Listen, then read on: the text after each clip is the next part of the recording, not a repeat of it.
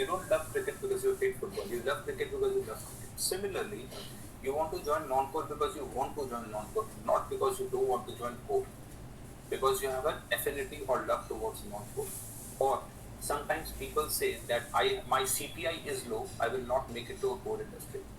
Now imagine the ego of the non-core interviewer, that because of the fact that you didn't study, resulting which your CPI is low, resulting which you cannot join a core industry, hence you are there in his interview. That's not a good answer to make. That's not a very smart answer to make. What is your plan if we don't select you? If I ask you this question, people probably have multiple answers. I'm not saying what's right, what's wrong. My answer would be I will be disappointed because I'm really looking forward to this opportunity. But as you know, the world doesn't stop here. I will sit for the next company, but I will wait. If there is a cool-off period in your company, I'll wait for that cool-off period to get over and then again apply and maybe try my luck again. Because as I said, I really want to work in this company. Because you cannot have an approach that if A doesn't work, then B will work. Because it shows that you're not very, very inclined towards joining our company. For us, for you, we are just another company. But you don't want to show that show that kind of attitude to any of the recruiter. If A doesn't work, then B will work. If B doesn't work, then C will work. It doesn't work like that. Your CPI is low. Why is that so? Or you can say, in fact, they can make your life very difficult by putting a strong question that your parents sent you to your kids' college, to this dream college of yours to study, but that is the only thing that they did, you didn't do. And you wasted your time in everything else other than books for which you were sent here. Now, hearing this in an interview round will really put you under a lot of pressure, and exactly that's a pressure tactics. The interviewer is not arrogant. It's just a style of pressure tactics in which he or she is trying to say, what happens after hearing this? Do you become defensive? Do you become offensive? And that's a very, very important thing to know as far as the interviewer is concerned. So your CPI is low. Why is that so? If your CPI is low, you should have a really solid justification that exactly where were you investing your time other than books. It could be event, it could be activities, it could be club, it could be fests, it could be, I don't know, NGO, studying, teaching, I don't know, whatever it is. But you should have a very, very strong reason if your CPI is low. Explain your project to me in a layman's term. A classic case in which most of the people absolutely fail flat. Because what happens is, for example, I'll give you a classic example. In one of my sessions yesterday, one of the team members, he was talking about AIR1. And the people were not IITians whom we were addressing to. And I told him, what is AIR1? He said, All India Rank 1. Then you know it, I know it, but the audience doesn't know it. You have to explain it, All India IIT JEE Rank 1. You have to do that kind of explanation. You have to give that kind of definition to it. Similarly, your project, your internship, please be ready to explain it in a very simple manner. In Hyderabad, where our office is, I sit in the same floor in which the director of ISB Hyderabad also sits, and we interact quite a lot.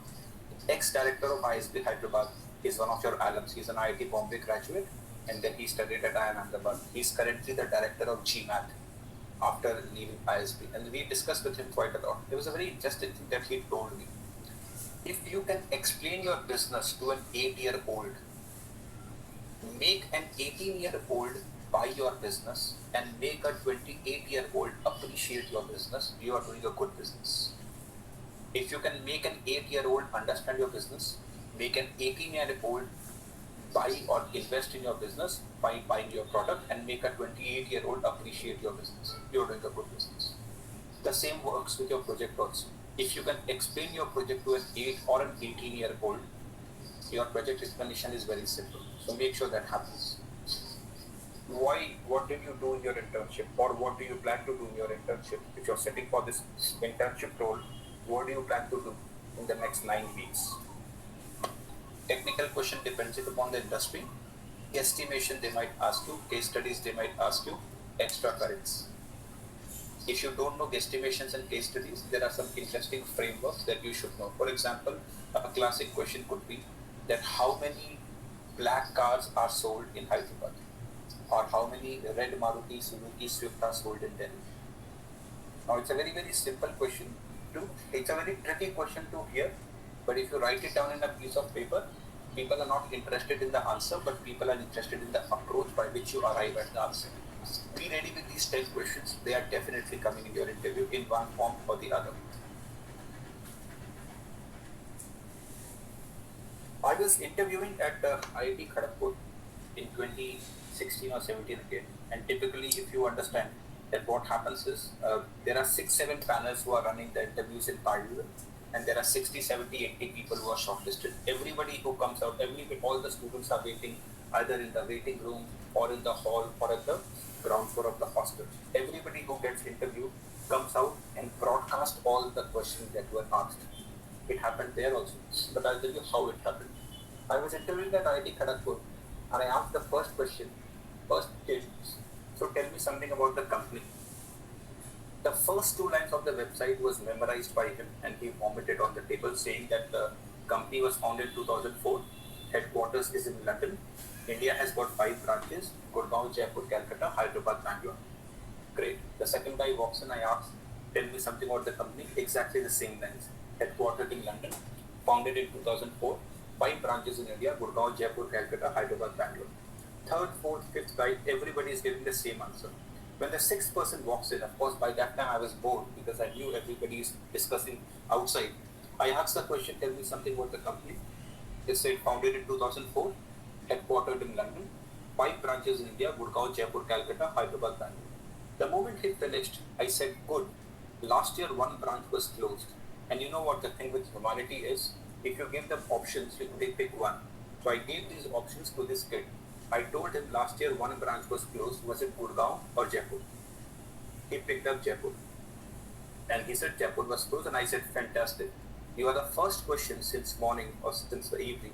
First kid since evening was given me the right answer. Now the 7th kid walks in, and I asked, tell me something about the company. I'm guessing you know the answer. What he said. He told me, founded in 2004, headquartered in London, 5 branches in India, Gurgaon, Jaipur, Calcutta, Hyderabad, Bangalore. And then he added, last year Jaipur was closed. Which is where I took him out, went to the waiting room, spoke to all the students that this broadcasting and all is actually working against you. So don't do that, and if you want to do it very, very smartly. I asked the kid what is the square of 729. He did not have the answer. The next kid who walks in, I asked what's the square of 841. He said, sir, I know the square of 720. So what I'm trying to tell you here is that take all these suggestions, advices, questions with a pinch of salt. When you were writing like your IIT JEE mains, if I was sitting next to you, and if I tell you an answer of a certain question, will you take it or not? I don't know. I will not. Because A, I don't know you, and B, I don't know the answer is right or wrong. So take it with a pinch of salt, because whatever you are doing in that waiting room was done by the recruiter also 6-7 years back in his or her college. So they understand it pretty well. Now, structure of an interview. Let us see. As I said, let's relate with sports. It's a 50 overs cricket match, which has got power play, middle overs and slog overs. And for all the people who understand cricket, they will agree with me that matches are won or lost here, either in power play or slog overs. If you have to design your interview like a 50 overs match, it could be like this.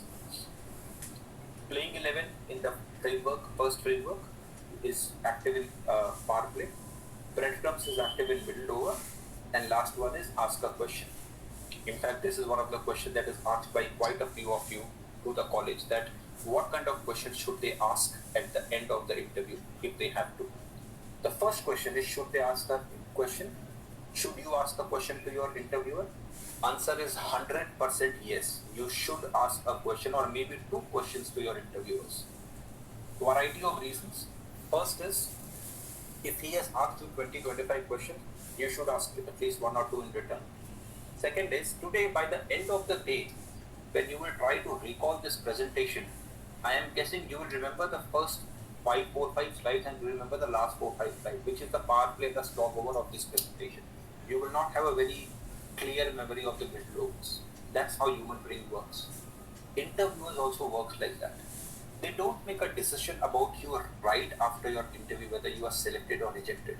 I will take 20 odd interviews, I'll make my notes. At the end of the day, when all my panelists will come together, 20 each person, 3 panelists are there, 60 people are there, which is where I'll make a selected and rejected bucket. And when I'm selecting, I'll try to recall, okay, I have Milind.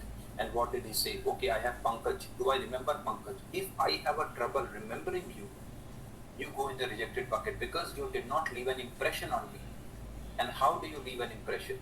By playing very well in the power play and by playing very well in the slog overs, because these are the memories that stay with me at the end of the interview also. So the answer to the question is, should you ask a question? 100% yes, you should ask the question. Now, the bigger question is what to ask. What can be that question? First, we will tell you what not to ask. Don't ask these questions. What is your name? For example, I am your interviewer and you ask me what is your name. I will tell you my name is Sachin Tendulkar. I am guessing a lot of you guys are smiling right now. I will have a very, very poker face and I will tell you my name is Sachin Tendulkar. Now the thing is, of course there can be two Sachin Tendulkars in the world. Deep inside you know my name is not Sachin Tendulkar, but you cannot dispute. And you made a fool of yourself and you know it pretty well that you made a fool of yourself because your question got a treatment that it deserved. You ask me what is your name, I'll say my name is Shah Rukh Khan. You don't want to believe it, but you don't have a choice. So don't ask this question for sure. What is my salary? Never ever do that. All these things are coming by experience when I took interviews of your seniors across all the other IITs, including your own. If you don't know your compensation numbers, it means you have not done your homework. And if you have not done your homework, then I don't need you in my company because you didn't even do your homework for the most important thing of your present time, that is your job interview or internship interview. So don't try to talk about salary. Which city would I be placed in? Chances are bright this is in the hands of HR. Chances are brighter the person you are speaking to is not the HR. He or she will not even know which city will you be placed in. So you're asking the wrong question to the wrong person. There are two wrongs that you are doing in this. And how do you think are the students of my college? Imagine this, if you ask me this question and I give you the answer like this. When you ask me how do you think are the students of my college, I tell you, I found them to be brilliant until I met you. Imagine what will happen to your ego. It will hurt. Of course, I'm not being arrogant as an interviewer. I am giving you a treatment that your question deserves. Why the hell are you concerned about the student of your college? It's your job, it's your interview. Put up a good show and just go and take it. Go and party with the same people at the end of the day when you have conquered the interview and have got the offer letter. But till that time you don't have it. It has to be completely you and you. I love my friends. You love your friends, you love your batchmates. But they are not supposed to be part of the interview that you are giving to your interviewer. So don't ask these questions. Instead, what you can ask is this. What has been your biggest achievement in the company so far? If I'm an interviewer and if you ask me this question, you'll fill me in with a lot of positivity. Even if I have done 5 things, probably I will tell you 10. I'll slip in 10, 5 fake things. How will you ever get to know? But I tend to absolutely explode my image, massage my ego with this. It's very, very good question to ask because you leave me with a lot of good dopamine in my head. You leave me with a lot of happy emotions in my head. I understand the career progression in the company, but would like to know from you too. A very, very good statement. Because what you're doing with this question is you are given 2 pieces of information. A, you understand the career progression of the company, yet you want to know it from the horse's mouth. If you ask me this question, my question to you will be, okay, you tell me what do you know about the career progression. It's a breadcrumbs question, even in the last question of your interview. You exactly wanted the interviewer to ask you that, and then you tell him that this is how I progress in my career as far as your company is concerned, because you did your homework pretty well using the playing 11 framework. I am already impressed by the questions you gave. I am also impressed by the homework that you displayed while telling me that you understand the career progression. And then, if there is small here rectification, I'll be able to do that. A fantastic question to ask at the end of the interview. What is the biggest skill set that is needed to be successful in the company? Or can you suggest me anything that I can do in next 6 months so that I join the company better prepared? The beauty about question number 3 and question number 4 is you're not concerned about the offer letter. You know that you already have it. You are thinking, you are having the futuristic thinking. You are thinking, what should I do after getting the offer letter so that I become better prepared when I join the company? Now, it's a fantastic, it's a great attitude to have. It's a great confidence to have. And it only comes if you have, used the frameworks and you have given a good interview, you have done your homework pretty well and everything. So these are great questions to ask. You can definitely ask these questions. Now, a straight away thing will be that everybody will be thinking of writing only asking only these questions. Make your own questions. Maybe change your questions as per the company.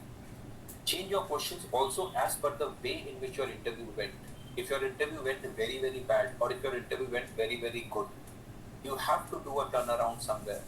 And this could be a question to turn around, resulting which couple of more questions will be asked, which can be great questions for you guys. So don't only have a sample 4 or 5 questions that I gave you that you will be asking. Make more for yourself. Make a list, and a list should not be there on the mind. Make a list on a table, on an Excel or a Word doc, and keep those questions handy with you. The 10 questions that we spoke about, I'm guessing 4 of those 10 are definitely coming. And with that, 50% of the interview is sorted, 50% more to go.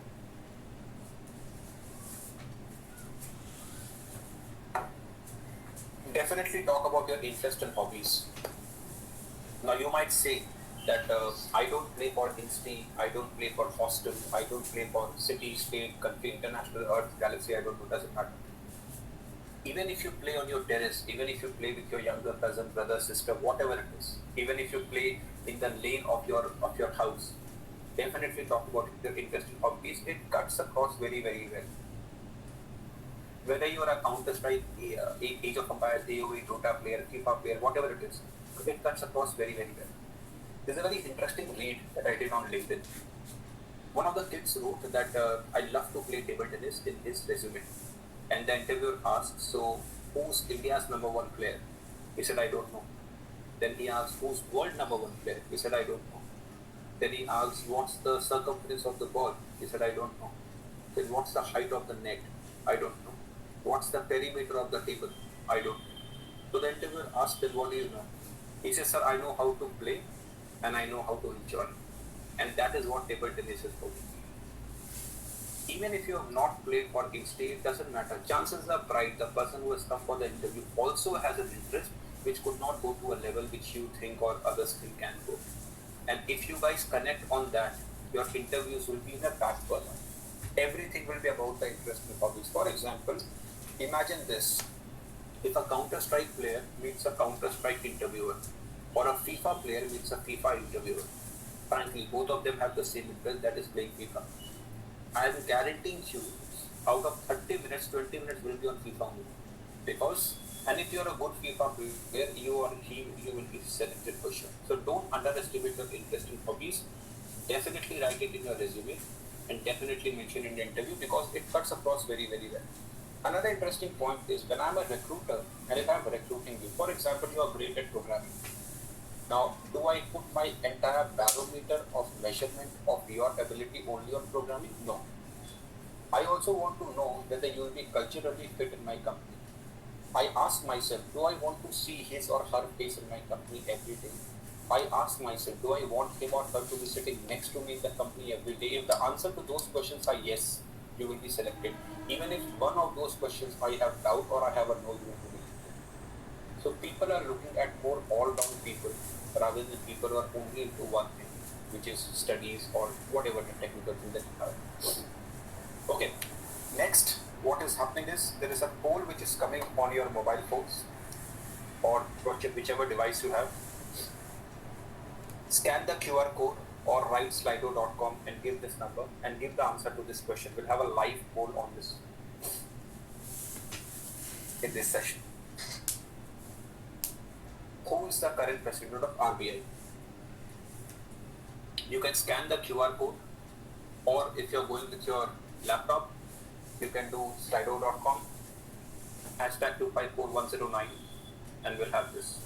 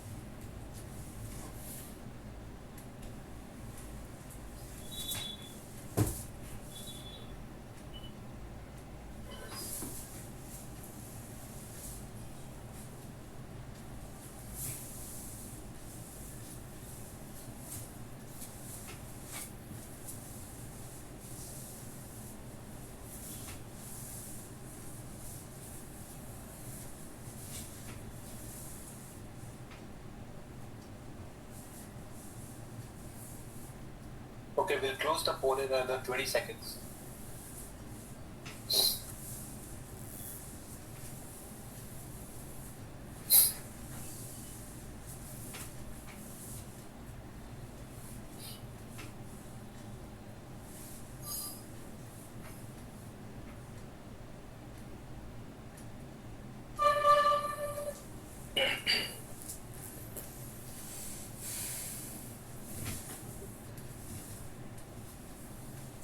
Good. Thank you so much.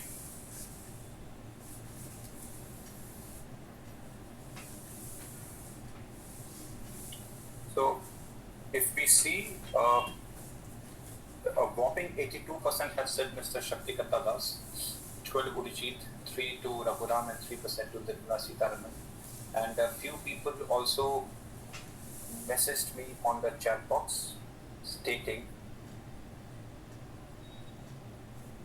Atharv, Shiv Prasad, and Mithil, all of you three of you are right. If you guys, for those of you who answered the question, if you see the question I've asked, who's the current president of RBI? RBI doesn't have a president, it has a governor. And just to make your life even more difficult, what I did here is, I also showed you a photograph. I just showed you a glimpse of it so that it becomes really well reinforced in your mind. Then I simply made Shaktikanta as the first option, and you fell for it. Welcome to the interview room of finance. A lot of time, the right answer is much better than a quick answer. No one is in a hurry. You can take your time, you can breathe in between, you can blink a little, you can think a little, and then give the answer. Don't just jump into an answer the moment the question is asked, because the game is not about who's fast and slow. The game is about who's right and wrong. When speed is needed, show the speed then. But when what's needed is to be right or wrong, chuck the speed. Think of being right and wrong. Okay, giving you one more case study for which you can give me the answers of the chat box. The YouTube CEO has approached you to increase the viewership of YouTube. This is the problem statement. What are your suggestions? If you can write in the chat box, it will be lovely. You have been approached by the CEO of YouTube to increase the viewership of YouTube. Can you give some suggestions?